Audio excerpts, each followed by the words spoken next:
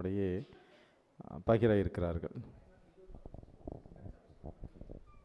Children's campus school வந்து எப்போ வர்றீங்கன்னா 11:20க்கு முடிச்சுட்டு வர்றீங்க.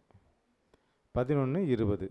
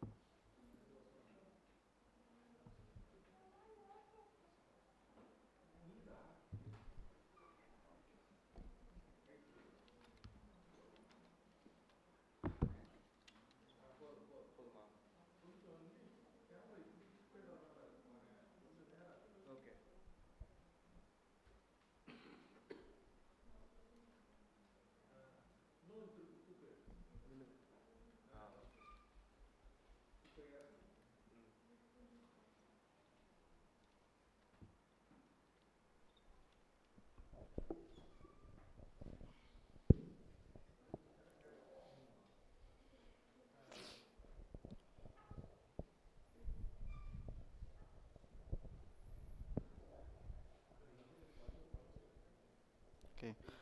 Happy Sabbath everybody. இந்த ஓய்வு நாளில் நம்ம வந்து எல்லோரும் இங்கே கூடி சேர்ந்து வந்ததுக்கு கர்த்தருக்கு ஸ்தோத்திரம் சொல்லுகிறோம். நம்ம இந்த ஓய்வு நாள் பள்ளி பாடமாக நம்ம இன்றைக்கி வந்து 4வது பாடத்தை படிக்க போகிறோம். இந்த பாடத்தை எல்லோரும் நம்ம சேர்ந்து படிச்சுட்டு இதிலேருந்து நம்மளால் என்ன கற்றுக்க முடியும்னு பார்ப்போம். பாடத்துக்குள்ளே போகிறதுக்கு முன்னாடி நம்ம ஒரு சிறு ஜெபம் செய்வோம். Our Father in heaven, we thank you, Lord, for being with us this whole week. Thank you for bringing us all into your sanctuary so that we can learn more about your Father. As we delve into your scriptures, so Father, help us to read and understand and be able to practice in our lives what you want us to do, O Lord. These prayers, Father, we make in the name of Jesus Christ, our Lord and Savior. Amen. So, fourth, இந்த பாடத்தில் கண்டிப்பாக உங்களோட ஹெல்ப்போட தான் என்னால் பண்ண முடியும். So எல்லோரும் cooperate பண்ணி எனக்கு வந்து உதவி செஞ்சு உங்களோட கருத்துக்களை வந்து நீங்கள் வந்துட்டு ஷேர் பண்ண பாருங்கள். இன்றைக்கி வந்துட்டு நம்ம வந்துட்டு நம்மளோட 4வது பாடம் வந்துட்டு அதோட தலைப்பை கொஞ்சம் யாராவது சொல்கிறீங்களா? தேவன் ஆர்வமும்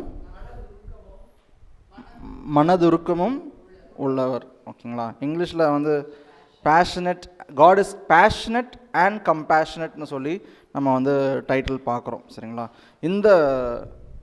இந்த வாரத்து பாடம் வந்துட்டு நம்ம எப்பவுமே பேசுகிற ஒரு காரியத்தை பற்றி தான் பேசுது. அன்பை குறித்து தான் நம்ம வந்து படிக்க போகிறோம். சரிங்களா? ஸோ இந்த போன வாரத்தில் வந்துட்டு டு பி ப்ளீஸிங் டு காடை பற்றி நம்ம வந்து படித்தோம். அதோட பாடமோட டைட்டில் என்ன தமிழில்? தேவனுக்கு பிரியமாக இருக்கிறத பற்றி நம்ம படித்தோம். இந்த வாரத்தில் வந்துட்டு தேவன் எப்படிப்பட்ட ஒரு அன்புள்ள ஒரு தேவனாக இருக்கிறாருன்ட்டு நம்ம வந்து படிக்க போகிறோம். ஆல்ரெடி நம்ம வந்துட்டு நம்ம மெமரி டெக்ஸ்ட் வந்துட்டு ஐசையா 49:15 இருக்கிறதுன்னு வாசிக்கிறோம். யாராவது வாசித்து காட்டுங்க.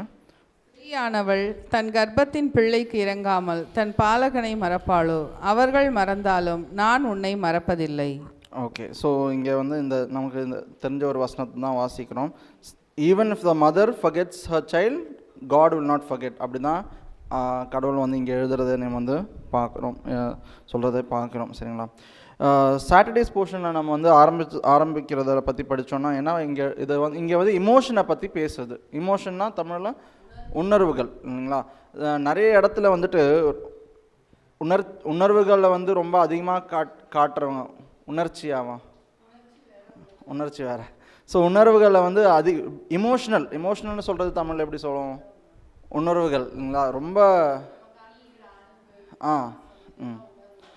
ஸோ நிறைய இடத்துல வந்துட்டு இது ஒரு அன்டிசைரபிள் குவாலிட்டியாக இருக்குது. நம்ம வந்து ரொம்ப இமோஷனல் ஆகாதீங்க, லாஜிக்கலாக யோசிங்க, ரீசனபிளாக யோசிங்க, ப்ராக்டிக்கலாக யோசிங்க. நம்ம வந்து நிறைய இடத்துல நம்ம வந்து படிக்கிறோம்.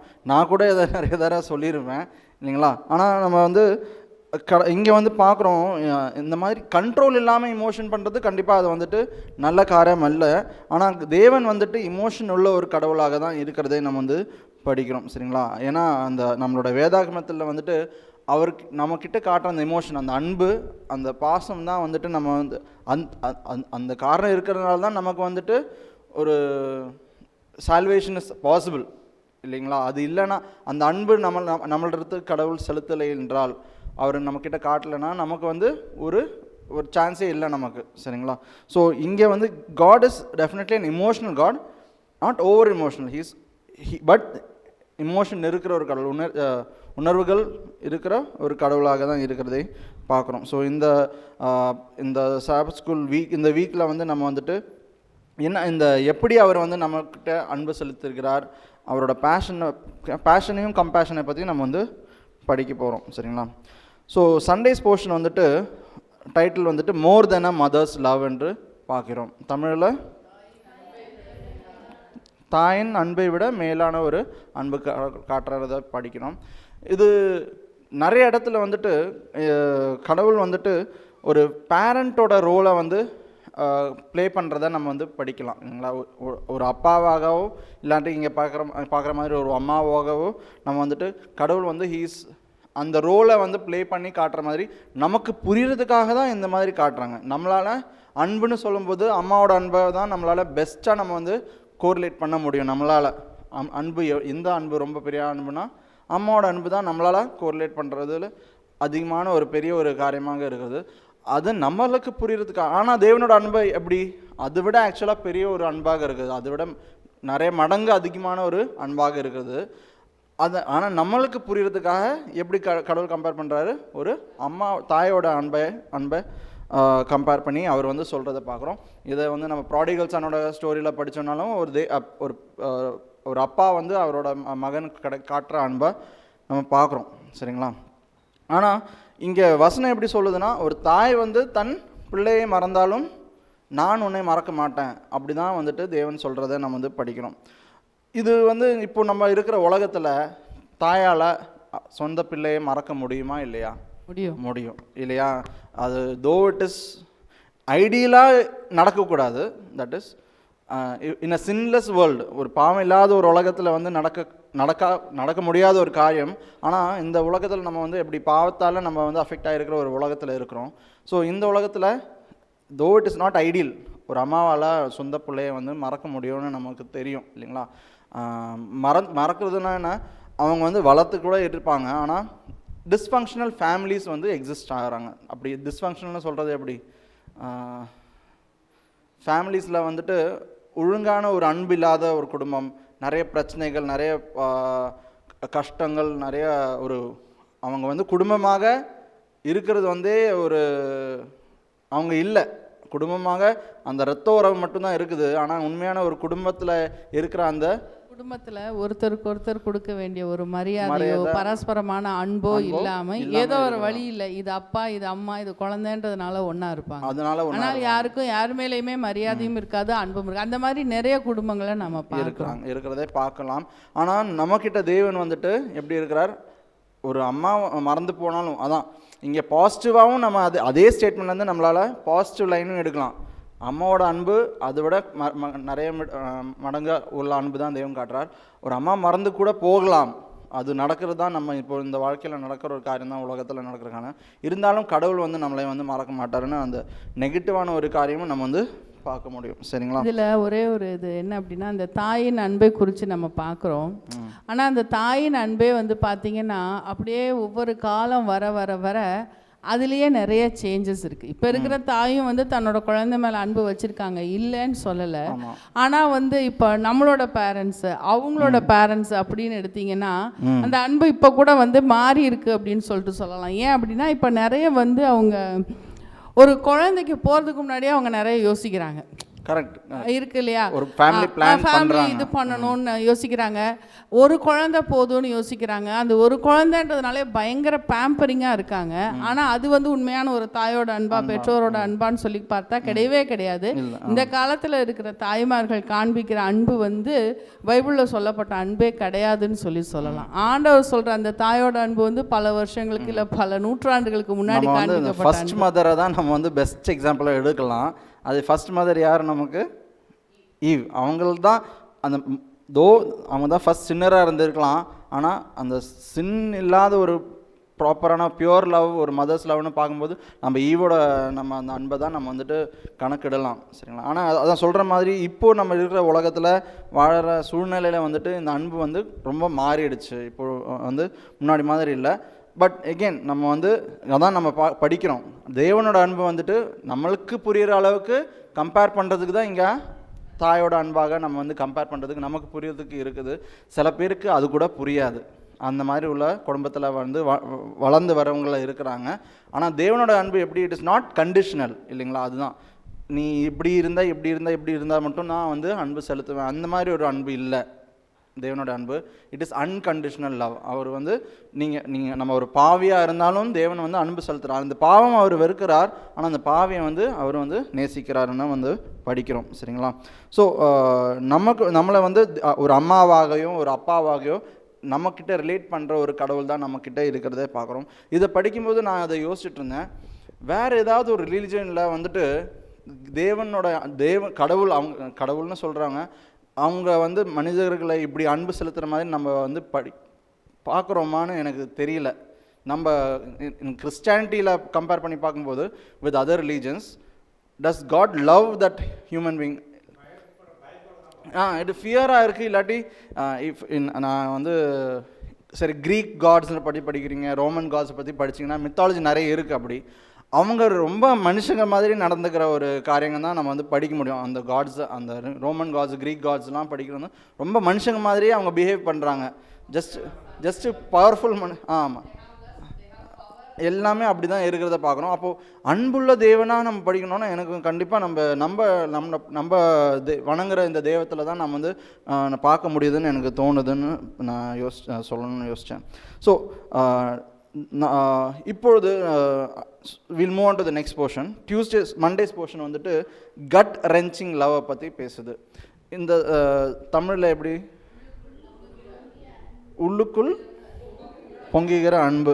இங்கே ஆக்சுவலாக ஒரு ஃபிசிக்கல் ஃபீலிங்கை பற்றியே பேசுறது இங்கே இல்லைங்களா?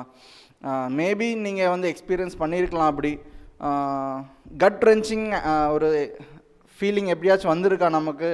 மேபி அது வந்து ஒரு ரொம்ப பேட் நியூஸாக இருந்திருக்கலாம், ஒரு ரொம்ப ஷாக்கிங் நியூஸாக இருக்கலாம், ஒரு ஃபிசிக்கல் ரியாக்ஷனே நம்மளுக்கு வந்துட்டு ஏற்படுத்தக்கூடிய ஒரு இமோஷன்ஸ் வந்து நம்ம வந்து எக்ஸ்பீரியன்ஸ் பண்ண முடியும். அந்த மாதிரி ஒரு இமோஷன் தான் கடவுளும் எக்ஸ்பீரியன்ஸ் பண்ணுறதை வந்து இங்கே வந்து நம்ம வந்து படிக்கிறோம். சரிங்களா? இதுதான் நம்ம வந்து இன்றைக்கி வந்து நம்மளோட மார்ப்பார வேத வாசிப்பில் நம்ம வந்து படித்தோம் இல்லைங்களா? ஸோ ஹோசியா சாப்டர் 11 வந்துட்டு நம்ம வந்து தேவன் எழுதுறதை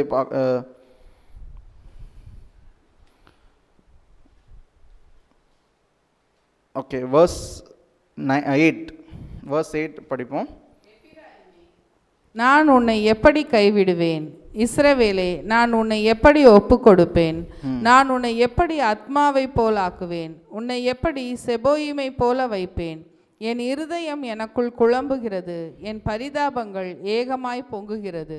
ஸோ இந்த பொங்குற அந்த அன்பை பற்றி தான் நம்ம வந்து இங்கே படிச்சுட்டு இருக்கிறோம். Love as a physical reaction. Love வந்துட்டு ஒரு ஃபிசிக்கல் ரியாக்ஷனாக நம்ம வந்து எக்ஸ்பீரியன்ஸ் பண்ணுறது வந்து, அப்போது தேவனுக்கும் அந்த மாதிரி ஒரு ரியாக்ஷன் தான் இருக்கிறதே பார்க்குறோம். சரிங்களா? இது வந்து இந்த மாதிரி ஒரு ஃபிசிக்கலாக அது எக்ஸ்பிரஸ் ஆகுதுன்னா அது ரொம்ப ரொம்ப டீப்பான ஒரு இமோஷனாக தான் நம்ம வந்து புரிஞ்சிக்க முடியும். சரிங்களா? ஸோ இங்கே வந்துட்டு அந்த மாதிரி ரியாக்ஷன் தான் நடக்கிறத பார்க்குறோம். அது படிக்கும்போது நமக்கு இங்கே வந்து ஒரு எக்ஸாம்பிள் இருக்கிறத பார்க்குறோம். இங்கே சாலமன் கிட்ட வந்து அந்த 2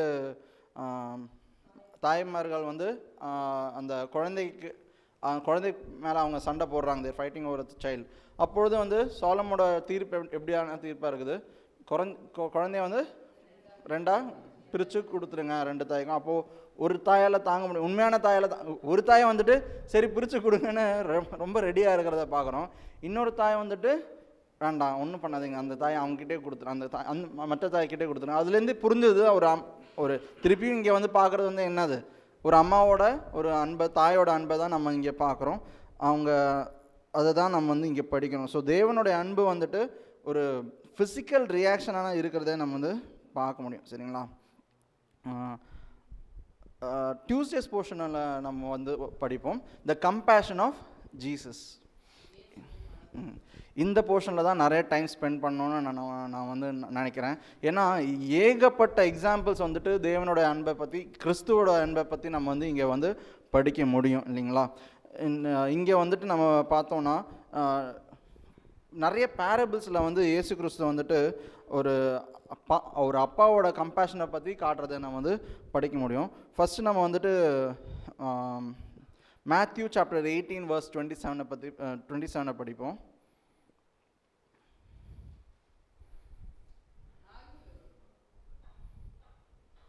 மேத்யூ 18:27.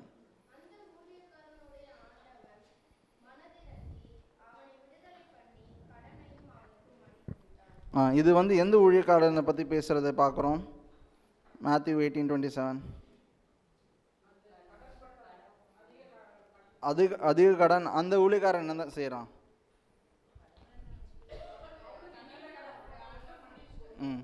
ஸோ இது வந்து மேத்யூ 18:27 நீங்கள் படிச்சிங்கன்னா அந்த ஃபஸ்ட்டு சர்வெண்ட்டை பற்றி தான் பேசுது இல்லைங்களா? அந்த சர்வெண்ட் வந்துட்டு அப்புறமா தான் தெரியுது he is not deserving of that லவ்னு. இந்த மாஸ்டர் வந்துட்டு ஃபர்கிவ் பண்ணுற அந்த சர்வெண்ட் வந்து அவர் அன்பு செலுத்தி தான் செய்கிறாரு நம்ம. ஆனால் அப்புறமா தான் புரியுது he is not deserving of that லவ்ன்று. சரிங்களா? ரெண்டாவது எக்ஸாம்பிள் வந்து நம்ம படிக்கிறது வந்து லூக் சாப்டர் 10 verse 33. லூக் 10:33 இந்த குட் சமாரிட்டனோட ஸ்டோரி தான் நம்ம வந்து அங்கே படிக்கிறோம். ஒருவன் பிரயாணமாய் வருகையில் அவனை கண்டு மனதுருகி. ஸோ இங்கே வந்துட்டு இந்த சமாரியன் வந்துட்டு இப்பொழுது கூட வந்துட்டு அவங்க வந்து ஒரு தனிப்பட்ட ஒரு தனி ரிலீஜனாக தான் இருக்கிறாங்க. இப்போ கூட சமாரிட்டன்ஸ்னு சொல்கிற இந்த ரிலீஜன் வந்து தனி ரிலீஜனாக தான் இருக்குது. அப்பொழுது அந்த காலத்தில் வந்துட்டு அவங்கள வந்து ஒதுக்கிப்பட்ட ஒரு ஜனங்களாக தான் இஸ்ரேல் மக்கள் வந்து வச்சுருந்தாங்க. அப்பொழுது அதான் இஸ்ரேல் ஜூஸ் தான். Okay juice.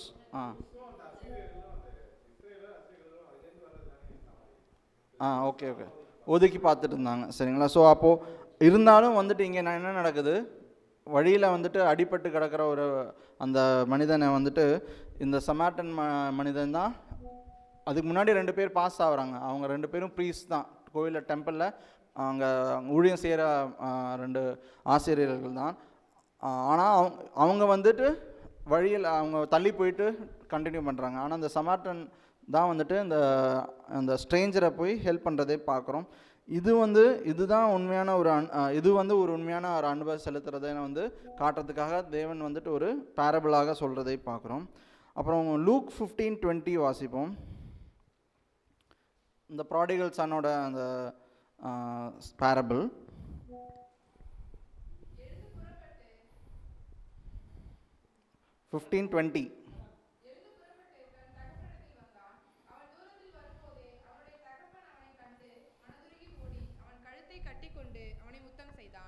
ஓகே, நான் ரீசெண்டாக கூட நம்ம வந்து இந்த பேரபிள் ஆஃப் த ப்ராடிகல் சன்னை பற்றி படிக்கும்போது ஒரு அப்பா வந்துட்டு எந்த காரணத்துக்காகவும் இவ்வளோ இது ஒரு இமோஷனல் ரியாக்ஷன் தான் இல்லைங்களா? இது வந்து இங்கே பார்க்குறது வந்து ரொம்ப ஒரு இமோஷனல் ரியாக்ஷன் தான் நடக்கிறத பார்க்குறோம். அந்த காலத்தில் வந்து எந்த அப்பாவும் செய்யாத ஒரு காரியத்தை தான் வந்து இயேசு கிறிஸ்து சொல்லுகிறார் இல்லைங்களா? அந்த அப்பா வந்துட்டு எவ்வளோ நேரமாக காத்திருந்திருப்பார், இல்லாட்டி அந்த வருஷங்களாக காத்திருப்பார். அந்த பார்த்த உடனே அந்த பையனை வந்து ரெக்கக்னைஸ் பண்ண உடனே அவர் வந்து அவ்வளோ ஓடி போகிறதே நம்ம வந்து பார்க்குறோம் இல்லைங்களா? இங்கே இன்னொன்று வந்து என்னென்னா God is ready to meet us half way இல்லைங்களா? நம்ம வந்து அந்த ஒரு ஸ்டெப் எடுத்து வச்சா போதும். அவர்கிட்ட போகிறதுக்கு நம்ம அந்த முயற்சி நம்ம செஞ்சோன்னா பாக்கி முயற்சி வந்து தேவன் தான் எடுத்து நம்மக்கிட்ட வந்து வரத்துக்கு வந்து அவர் பண்ண போகிறான்னு பார்க்குறோம். ஸோ இங்கேயும் வந்து ஒரு ரொம்ப இமோஷனலான ஒரு கடவுளை வந்து காட்டுறது தான் இந்த பேரபிளில் நம்ம வந்து பார்க்குறோம், ப்ராடிகல் சன்னோட பேரபிளில். அதே மாதிரி நம்ம வந்து மேத்யூ 9:36 பார்ப்போம். இங்கே இந்த பேரபிள்ஸில் இல்லாமல் இப்போ இயேசு கிறிஸ்து வந்துட்டு அவர் எப்படி வந்துட்டு அன்பாக இருக்கிறார் என்று பார்க்குறதுக்கு சில வசனங்கள் அதை வாசிப்போம். மேத்யூ 9:36.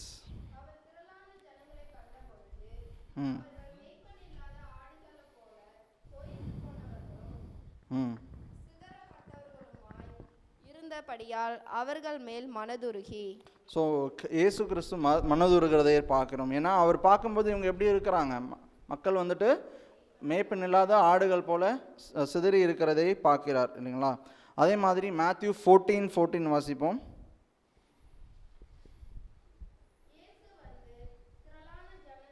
கண்டு அவர்கள் மேல் மனதுருகி அவர்களில் வியாதியஸ்தர்களாய் இருந்தவர்களை சொஸ்தமாக்கினார். ஸோ இங்கேயும் மனது உருகிறதை பார்க்குறோம் இயேசு கிறிஸ்து. மார்க் சாப்டர் 1:41 வாசிப்போம்.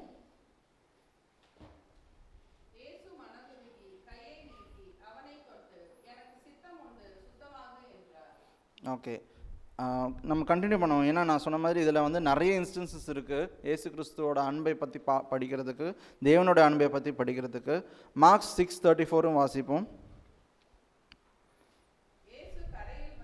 அநேக ஜனங்களை கண்டு அவர்கள் மேய்ப்பனில்லாத ஆடுகளைப் போல் இருந்தபடியால் அவர்கள் மேல் மனதுருகி அநேக காரியங்களை அவர்களுக்கு உபதேசிக்கத் தொடங்கினார். ஓகே, ஸோ நம்ம இப்போ படித்த நிறைய வசனங்களை என்ன பார்க்குறோம்? இயேசு கிறிஸ்து வந்து மனம் உருகிறார்னு பார்க்குறோம். அவர்கள் இந்த சுச்சுவேஷன்லலாம் மோஸ்ட்லி எப்படின்னா, இயேசு கிறிஸ்து வந்து ஒன்று அவாய்ட் பண்ணி போகிறதுக்கு ட்ரை பண்ணுறாரு. ரொம்ப டயர்டாக இருக்கிறாரு, ரொம்ப அவர் சோர்ந்து போயிருக்கிறாரு. அவரால் he is not able to continue his ministry இல்லைங்களா? அவர் வந்து தள்ளி போகணுன்னு பார்த்தா கூட மக்கள் எப்படி இருக்கிறாங்கன்னா, தேடி வந்து அவங்களும் கஷ்டப்பட்டு தேடி வந்து அவங்க வந்து ஒரு ஆறுதலுக்காகவோ இல்லாட்டி ஒரு விடுதலைக்காகவோ அவங்க வந்து தேடி வரதை பார்க்குறோம். இதை பார்த்து தேவனால் பொறுக்க முடியல. அவரால் வந்துட்டு அவருக்கு ரெஸ்ட் தேவைப்படலாம், அவர் வந்து டயர்டாக இருந்திருப்பார். இருந்தாலும் இவங்க செய்கிறத பார்த்துட்டு இயேசு கிறிஸ்து எப்படி பண்ணுறார்? அவர் வந்து மனது உருகிறார். he continues in his ministry. அவரால் முடியலன்னா கூட அவர் வந்து கண்டினியூ பண்ணுறதை பார்க்குறோம். ஏன்னா அவர் வந்துட்டு இப்படி தான் கடவுள் பார்க்குறாரு, நம்மளை வந்து இப்படி தான் பார்க்குறதே நம்ம வந்து உணர்ந்து கொள்ள வேண்டும். என்ன எப்படின்னா, நம்மளோட இந்த பிட்டிஃபுல் கண்டிஷன், நம்மளோட இந்த எப்படி சொல்கிறது தமிழில், இந்த நிலைமையை வந்து கடவுள் பார்க்குறது வந்துட்டு நம்மளை வந்து மீட்டு கொண்டு போனோம் என்ற இந்த ஒரே ஒரு காரணத்துக்காக தான் இயேசு கிறிஸ்து வந்தார். சரிங்களா? அந்த அப்படி கொண்டு போகிறதுக்கே அவர் எவ்வளோ கஷ்டப்பட்டாருன்னு நமக்கு தெரியும் இல்லைங்களா? அவரோட மினிஸ்ட்ரி, அவரோட மரணம் எப்படிப்பட்ட ஒரு மரணமாக இருந்ததுன்னு நம்ம வந்து படித்தோம். இது எல்லாம் வந்து நம்மளை வந்து நமக்காக செஞ்ச ஒரு இப்படி இறங்கி வந்து ஒரு கடவுளை வந்து கண்டிப்பாக நம்மளால் வேற எங்கேயும் படிக்க முடியாது, பார்க்க முடியாதுன்னு புரிஞ்சுக்கொள்ளலாம். இதுலேருந்தே நம்ம வந்துட்டு தேவனுடைய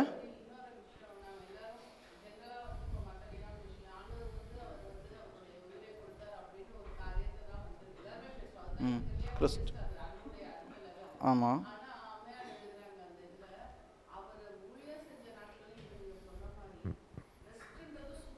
இல்லை. ஆனாலும் அந்த ரெஸ்ட் இல்லாமல் அவருக்கு கிடைக்கிற உணவை கூட என்ன பண்ணிடுறாரு, பல நேரங்களில் வந்து கொடுத்துட்றாரு ஏழைகளுக்கு, மற்றவங்களுக்கு கொடுத்து.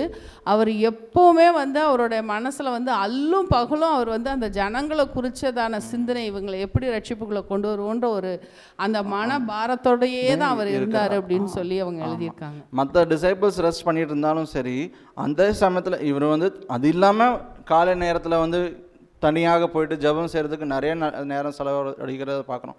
அப்போது உண்மையாக ஒரு அன்ஹெல்தியான ஒரு ரெஸ்ட் இல்லாத ஒரு லைஃப் மாதிரி தான் அவரோட மினிஸ்ட்ரி போயிட்டு இருந்தது. ஆனால் இதுக்கு காரணம் என்னது? அந்த பாரம், மக்களை வந்து காப்பாற்ற வேண்டும், அவங்கள ரட்சிக்க வேண்டும், அவங்களுக்கு வந்து விடுதலை கொடுக்க வேண்டும் என்று சொல்கிற அந்த பாரம் தான் இதுக்கு காரணமாக இருக்கிறது நம்ம வந்து பார்க்குறோம். ஸோ இந்த மாதிரி நிறைய நம்ம வசனங்களை பார்க்க முடியும். அவர் வந்து திருப்பி இன்னொரு கம்பேரிசன், வேறு எங்கேயும் பார்க்க முடியாத கம்பேரிசன் வந்து தான் நம்ம வந்து மேத்யூ சாப்டர் 23:37 படிக்கிறோம். மேத்யூ 23:37.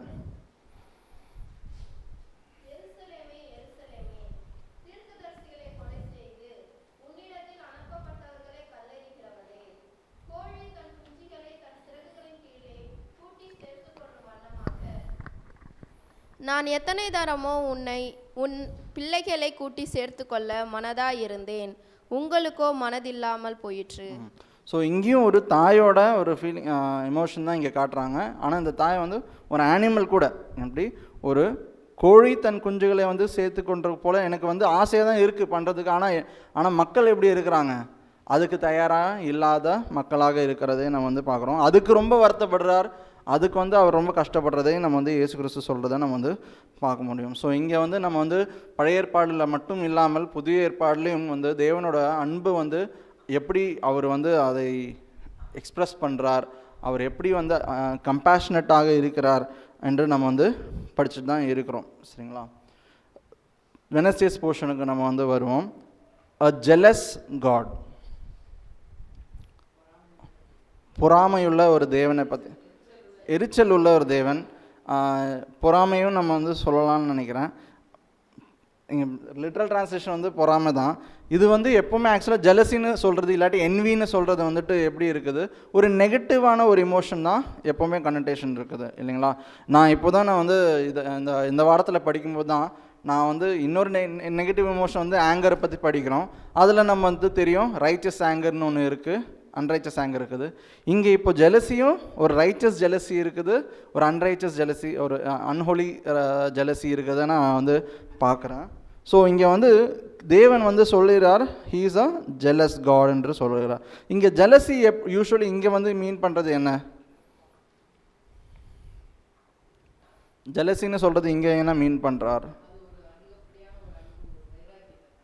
அன்பு, வைராகியம், வேற யூஸ்வலி சரி யூஸ்வலி ஜெலசி இப்போ ஹியூமன் டேர்ம்ஸில் சொல்லணும்னா ஜெலசி இங்கே வந்து எந்த மாதிரி ஒரு ஜெலசியை பற்றி பேச, அது நெகட்டிவ். அதான் அது என்ன மாதிரி ஜெலசினா என்ன அர்த்தம் அங்கே? அவங்களுக்கு இருக்குது நமக்கு இல்லை, அந்த மாதிரி இருக்கிற ஜெலசி தான் இருக்குது. சரி, இப்போது ஒரு ஹஸ்பண்ட் ஒய்ஃப் ரிலேஷன்ஷிப்பில் ஜெலசி இங்கே சொல்லணும்னா ஹியூமனாக நம்ம சொன்னோன்னா ஹஸ்பண்ட் ஒய்ஃப் ரிலேஷன்ஷிப்பில் அந்த பொசசிவ்னஸ்னால சொல்கிற வர அந்த ஜெலசி தான் பார்க்குறோம். சிம்லர் டு தட் தான் கடவுள் வந்து இந்த ஜெலஸை பற்றி பேசுகிறார். ஹீ இஸ் அ ஜெலஸ் காட்னு சொல்லும்போது எனக்கு மட்டும் சொந்தமான வேண்டிய அன்பு மற்றவங்களுக்கு நம்ம வந்து மற்ற காரியங்களை வந்து கடவுளாக நம்ம வந்து தொழுது கொள்ள அது வந்து மெட்டீரியல் ப்ராப்பர்ட்டிஸாக இருக்கலாம், நம்மளோட படிப்பாக இருக்கலாம், இல்லாட்டி பதவியாக இருக்கலாம், இல்லாட்டி வேறு கடவுளாக இருக்கலாம். தேவன் என்ன எப்படி பார்க்குறேன்னா அவர் ஹீஸ் ஜெலஸ், ஒரு ரைச்சஸ் ஜெலசி தான். எனக்கு மட்டும் சொந்தமான இருக்க வேண்டிய ஒரு அன்பு இல்லாட்டி ஒரு மரியாதை வந்துட்டு மற்ற இடத்துல இல்லாட்டி மற்றவங்கக்கிட்ட நம்ம வந்து செலுத்துறது வந்து தேவனுக்கு வந்து நம்ம அதை பண்ணுறது வந்து பிடிக்காத ஒரு தேவனாக இருக்கிறதை நம்ம வந்து பார்க்குறோம். ஹீஸ் அதனால தான் இங்கே வந்து காட் வந்து அவரே he is describing himself as a jealous காட்னு பார்க்குறோம். சரிங்களா. இங்கேயும் வந்துட்டு அவர் வந்து ஹோசியாவுக்கு வந்து ஹோசியா வந்து ஒரு he is giving a commandment இல்லைங்களா. ஹோசியா சாப்டர் 1 நம்ம வந்து படிக்க முடியும். என்ன பண்ணுறார் ஹோசியா கிட்ட, என்ன கடவுள் வந்து சொல்கிறார்,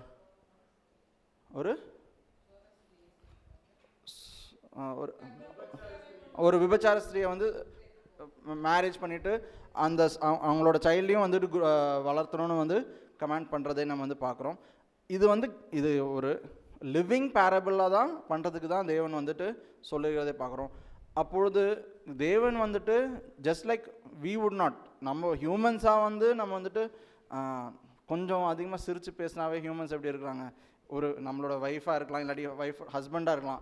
ஹஸ்பண்ட் வந்துட்டு இன்னொரு பொண்ணுக்கிட்ட கொஞ்சம் சிரித்து பேசினா எதுக்கு நீங்கள் சிரித்து பேசுனீங்கன்னு அவங்க ஒரு லுக்கே விட்டுட்டு அவனை வந்து காட்டுவாங்க இல்லைங்களா. என் ஒய்ஃபை பற்றி சொல்லலை சரிங்களா, நான் சும்மா சொல்கிறேன் சரிங்களா. But then how much more jealous will our God be சரிங்களா. His expectation is so much more இல்லைங்க. நம்மக்கிட்ட இருந்து அவர் எதிர்பார்க்குறது வந்து இன்னும் கம்ப்ளீட் அண்ட் ட்ரூ டிவோஷன் தான் அவர் எதிர்பார்க்குறார் இல்லைங்களா. அதில் நம்மளோட கவனத்தை கொஞ்சம் கூட நம்ம வந்து நம்ம தள்ளி போயிருந்துச்சுன்னா திசை திருப்பிட்டோன்னா அது அவருக்கு வந்து பிடிக்காத ஒரு தேவனாக தான் இருக்கிறார் இல்லைங்களா. ஸோ அப்பொழுதுனா நம்மளோட வாழ்க்கை எந்த மாதிரி வாழ்க்கையாக இருக்கணும், நம்மளோட ஒவ்வொரு நொடியிலையும் நம்ம வந்துட்டு தேவனை பற்றி சிந்திச்சுட்டு தான் நம்ம ஒவ்வொரு காரியமும் செய்ய வேண்டிய ஒரு மக்களாக இருக்க வேண்டும் என்று நம்ம வந்து பார்க்குறோம் சரிங்களா. ஸோ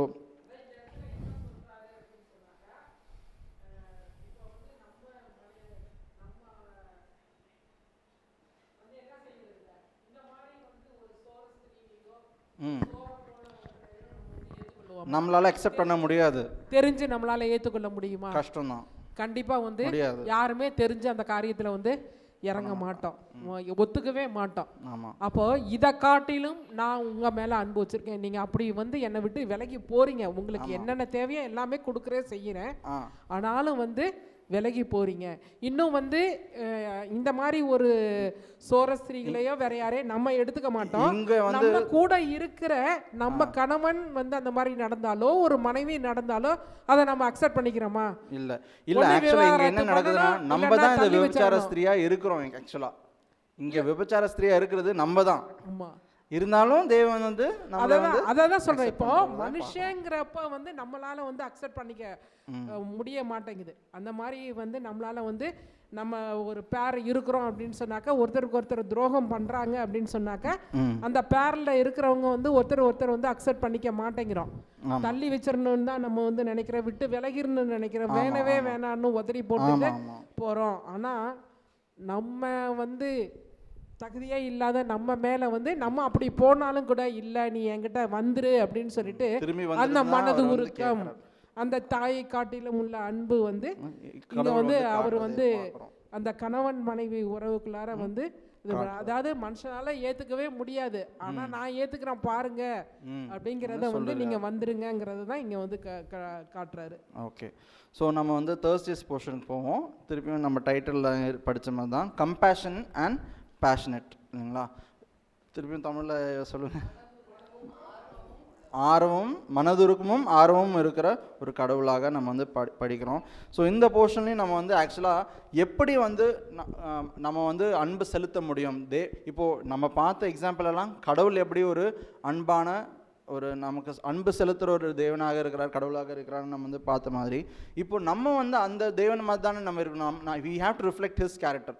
அவரோட குணாதிசயங்களை தான் நம்ம வந்துட்டு பிரதிபலிக்க வேண்டும் இல்லைங்களா? அப்போது நம்மளோட வாழ்க்கையில் நம்ம எப்படி இந்த மாதிரி ஒரு தேவனை மாதிரி உள்ள அன்பை நம்ம வந்து எப்படி காட்ட முடியும்ன்றது தான் நம்ம வந்து பார்க்க போகிறோம். ஒன்றும் இல்லை, நம்ம வந்து 1 Corinthians chapter 13 verse அந்த சாப்டர் ஆஃப் லவ்னு சொல்கிறோம். அன்பை பற்றி உள்ள அந்த சாப்டர் தான். அதுலேருந்து இந்த 4-5 வசனத்தை மட்டும் படிச்சுட்டு நம்மளோட வாழ்க்கையில் நம்ம வந்து எப்படி வந்து அந்த அன்பை செலுத்த முடியும் என்று அது நமக்கு ஒரு பாடமாக எடுத்துகிட்டு நம்ம வந்து முடிச்சிடுவோம். ஸோ காட் இஸ் லவ் என்று பார்க்குறோம். அவர் வந்து தேவன் கண்டிப்பாக நம்மளோட எல்லா கஷ்டங்களையும் நம்மளோட இந்த பாவமுள்ள இந்த நிலைமையை பார்த்துட்டு அவர் வந்து பரிதாபப்படுறாரு என்று பார்க்கிறோம். அப்பொழுது வந்துட்டு நம்ம வந்து கொஞ்சம் சீக்கிரமாக பரிதாபப்படுறதை பார்க்குறோம். அப்பொழுது நம்ம வந்து நம்மளோட கஷ்டங்கள், நம்மளோட பிரச்சனைகள் எல்லாத்தையும் வந்துட்டு அவர் வந்து நம்மளை வந்து வழி நடத்துகிறதை நம்ம வந்து படிக்க முடியும் இல்லைங்களா? ஸோ நம்ம வந்துட்டு ஜஸ்ட் இந்த 1 Corinthians chapter 13 4லேருந்து 7வது வசனம் மட்டும் நம்ம வந்து கொஞ்சம் படிச்சுட்டு வருவோம். சரிங்களா? ஓகே, அந்த நீடிய சாந்தம் நம்மக்கிட்ட இருக்கா?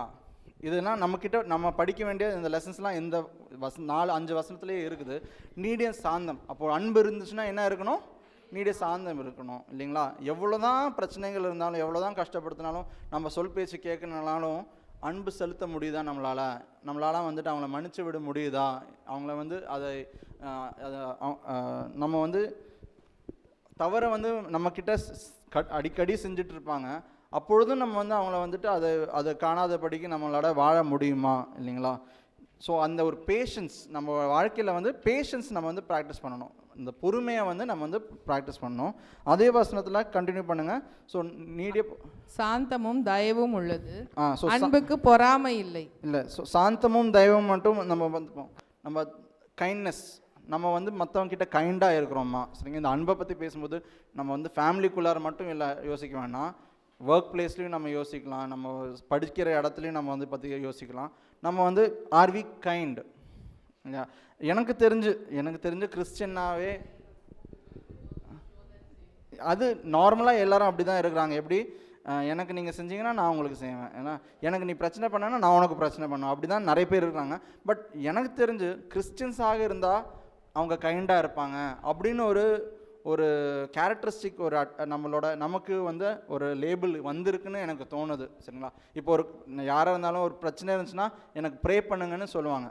மற்றவங்ககிட்ட யாருக்கிட்டையும் அப்படி சொல்ல மாட்டாங்க. ஆனால் ஒரு கிறிஸ்டியன் இருந்தாங்கன்னா அவங்க ரெகுலராக சர்ச் போகிறவங்களா இருப்பாங்க. இல்லாட்டி அவங்களோட பிஹேவியர், அவங்களோட கேரக்டரிஸ்டிக்கே கைண்டாக இருக்கணும்னு அவங்க நினைக்கிறாங்க. அது கண்டிப்பாக நம்ம கண்டினியூ பண்ணணும் இல்லைங்களா? நம்மளால் முடிஞ்ச கைண்ட்னஸ். இப்போது ஆக்சுவலாக ஒரு ட்ரெண்டிங்னு சொல்கிறதில்ல, ஒரு காமனாக இப்போ யூஸ் பண்ணுற ஒரு ஃப்ரேஸ் என்னென்னா our thoughts and prayers are with you. அது மட்டும்தான் ஆனால் இருக்குது. என்னது? தாட்ஸ் அண்ட் ப்ரேயர்ஸ் அப்படின்னு சொல்லுவாங்க. நான் உங்களை பற்றி நினச்சிட்டு இருக்கேன், அவங்க ப்ரே பண்ணிகிட்டு இருக்கேன், ஆனால் வேறு விதத்தில் எதையும் ஹெல்ப் பண்ணுறதுக்கு ரெடியாக இருக்கிறது இல்லை இல்லைங்களா? தாட்ஸ் அண்ட் ப்ரேயர்ஸ் வந்துட்டு ரொம்ப ஈஸி பண்ணுறதுக்கு இல்லைங்களா? ஆனால் நிஜமாக போய் உதவி செய்கிறது வந்து கொஞ்சம் கஷ்டம் தான் இல்லையா? பட் பீங் கைண்ட் ஹியர்னால் நம்ம ஆக்சுவலாக அந்த ஒரு வேர்பலான ஒரு அந்த சப்போர்ட் மட்டும் இல்லாமல் நம்ம வந்து ஃபிசிக்கலாகவும் நம்ம வந்து ஹெல்ப் பண்ணுறதுக்கு நம்ம தயாராக இருக்க வேண்டும் என்று பார்க்கணும். We have to practise kindness. சரிங்களா? Literally we have to practise kindness. அப்பொழுது தான் நமக்கு வந்துட்டு மற்றவங்களை வந்து நம்ம வந்து ஹெல்ப் பண்ண முடியும்னு பார்க்குறோம். ஆக்டிவ் கைண்ட்னஸ் நம்ம வந்து ப்ராக்டிஸ் பண்ண வேண்டியது இருக்கிறதுன்னு பார்க்குறோம். சரிங்களா? அண்ட் அடுத்த வசனம் வாசிப்போம். பொறாமை இல்லை. பொறாமை பற்றி நம்ம ஆல்ரெடி படிச்சிட்டோம். ஸோ அடுத்த வசனம் படிப்போம். Does not parade itself, is not puffed up இல்லைங்களா? ஸோ அன்பு செலுத்துறதை வந்து யாரும் வந்துட்டு காட்டுக்க மாட்டாங்க. பாரு, நான் இதெல்லாம் பண்ணியிருக்கேன், இதை பண்ணியிருக்கேன், இதை பண்ணியிருக்கேன், ஆனால் நீ எனக்கு இதெல்லாம் பண்ணியிருக்கிறியா அப்படின்னு செய்கிறது வந்து அன்பு இல்லை. அப்படி பண்ணுறதா இருந்தால் அது வந்து ஒரு ஜஸ்ட் ஒரு கிவ் அண்ட் டேக் ரிலேஷன்ஷிப்பாக தான் இருக்கும் இல்லைங்களா? நான் அன்பை காட்டுறதுக்கு நான் உனக்கு கிஃப்ட் வாங்கி கொடுத்துருக்குறேன், இல்லாட்டி உனக்கு அந்த டைமில் நான் ஹெல்ப் பண்ணேன் இப்படின்னு சொல்கிறது வந்து உண்மையான அன்பு இல்லைன்னு நம்ம வந்து பார்க்குறோம். சரிங்களா? ஸோ நம்ம வந்துட்டு we have to practise what? Humility நம்ம வந்து ப்ராக்டிஸ் பண்ணணும். தாழ்மையாக நம்மளோட வாழ்க்கையில் நம்ம வந்து இருக்க வேண்டும் என்று பார்க்குறோம். சரிங்களா? ஸோ அப்பொழுது தான் நம்ம வந்துட்டு உண்மையான அன்பை வந்துட்டு நம்ம வந்து காட்ட முடியும் என்று பார்க்குறோம். அண்ட் verse 5 படிங்க.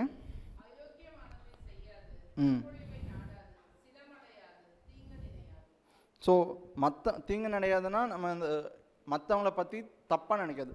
ஒரு பிரச்சனை என்னென்னா ரிலேஷன்ஷிப்ஸில் வந்துட்டு மற்றவங்களுக்கு வந்து இன்டென்ட் இருக்குது, இல்லாட்டி அவங்க செஞ்ச வந்து ஒரு ஒரு நெகட்டிவான ஒரு காரியத்தை வச்சு தான் அவங்க பண்ணியிருப்பாங்க அப்படின்னு நம்ம வந்து உடனே நம்ம ஒரு தீர்மானத்துக்குள்ளார போவோம். அவங்க ஏதாவது ஒன்று பண்ணியிருப்பாங்க, அது நமக்கு கெடுதலாக வரணும்னு சொல்லி தான் அவங்க செஞ்சுருப்பாங்கன்னு நம்ம வந்துட்டு முடிவு பண்ணிவிட்டு நம்ம இருப்போம். அவங்க வந்து பை சான்ஸ் ஏதோ பண்ணியிருப்பாங்க. சரிங்களா? ஒரு இன்டென்ஷன் மேபி சம்டைம்ஸ் வெல் இன்டென்ஷன்டாக கூட பண்ணியிருப்பாங்க. சரிங்களா? ஒரு நல்ல உத்தேசமாக அவங்க செஞ்சுருப்பாங்க. ஆனால் நம்ம வந்து ஆட்டோமேட்டிக்காக இல்லை, நம்மளுக்கு கெடுதல் வரணும்னு தான் அவங்க அப்படி செஞ்சுருப்பாங்க. மேபி ஒரு தடவை லேட் ஆகிட்டாங்கன்னு வச்சுக்கோங்க, நான் இங்கே அவமானப்படணுன்னு தான் நீங்கள் லேட்டாக வந்திருப்பாங்க, அதனால தான் லேட்டாக வந்திருப்பாங்கன்னு நம்ம நினைக்கலாம். ஆனால் அவங்களுக்கு maybe there was some accident or some incident which was made them late. அவங்க முன்னாடியே புறப்பட்டுப்பாங்க, ஆனால் ஏதோ ஒரு காரணத்துக்காக லேட் ஆகிருப்பாங்க. ஆனால் நம்ம வந்து அந்த நடந்த ஆக்ஷனுக்கு இன்டென்ட் நம்ம தான் அட்டாச் பண்ணுறோம். ஓ, என்னை அவமானப்படுத்துறதுக்கு தான் லேட்டாக வந்துட்டுருக்காங்க, நான் அவனுக்கு வெயிட் பண்ணணும் அப்படின்னு நம்ம மனதுக்குள்ளாரே நம்ம வந்து சிந்தனையை நம்ம வளர்த்து விடுறோம் இல்லைங்களா? அதான் திங்ஸ் நோ ஈவில்னு சொல்கிற பற்றி அதை வந்து நம்ம வந்து ப்ராக்டிஸ் பண்ண வேண்டியது இருக்குது. நம்ம வந்து மற்றவங்களுக்கோட ஆக்ஷன்ஸுக்கு நம்மளோட அதுக்கு இன்டென்ஷன்ஸை வந்து நம்ம வந்து முடிவு பண்ணாமல் இருக்கிறது நல்லது. வெல் இன்டென்ஷனாகவே நம்ம யோசிக்கிறது வந்து பாசிட்டிவாக இருக்கிறது வந்து பெட்டராக இருக்கிறத பார்க்குறோம். சரிங்களா? ஸோ சிம்பிளாக நம்ம வந்து மற்றவங்களுக்கு வந்து அன்பு செலுத்துறது வந்து நம்ம இங்கே படிக்கிறது வந்துட்டு தேவன் நம்மக்கிட்ட அன்பு செலுத்துறதை பற்றி தான் இந்த ஃபுல் வாரம் நம்ம வந்து படிச்சுட்டு இருந்தோம் இல்லைங்களா? தேவன் அருமையாக ஒரு தாயை விட நிறைய மடங்கு அதிகமான ஒரு அன்பை தான் நமக்கு செலுத்துகிறார் இல்லைங்களா? நம்மளால் அக்செப்ட் பண்ண முடியாத காரியத்தை கூட தேவன் நம்மக்கிட்ட வந்து அக்செப்ட் பண்ணுறதுக்கு தயாராக இருக்கிறார் இல்லைங்களா? அப்போது அந்த அன்பை நம்மளும் மற்றவங்கக்கிட்ட வந்துட்டு நம்ம செலுத்தவும் அதை காட்டவும் நம்ம ஆக்டிவாக ப்ராக்டிஸ் பண்ணுறதுக்கு நம்ம வந்துட்டு முயற்சி செய்ய வேண்டும். அப்பொழுது தான் நம்மளும் தேவனோட பிள்ளைகளாக நம்மளோட வாழ்க்கையை வாழ முடியும். அவரோட அந்த குணாதிசயங்களையும் நம்மளும் பிரதிபலிக்க வேண்டும். அப்பொழுது தான் நம்ம வந்து உண்மையான கிறிஸ்துவர்களாக இருக்க வேண்டும் என்று நம்ம வந்து புரிஞ்சுக்கிறோம். சரிங்களா? வேறு ஏதாவது கருத்துக்கள் ஏதாவது சொல்லுறீங்களா? இல்லை என்றால் நம்ம வந்து பாடத்தை முடிப்போம். இந்த நேரத்தையும் இந்த சான்ஸ் கொடுத்த பள்ளி சபைக்கும் வந்து நான்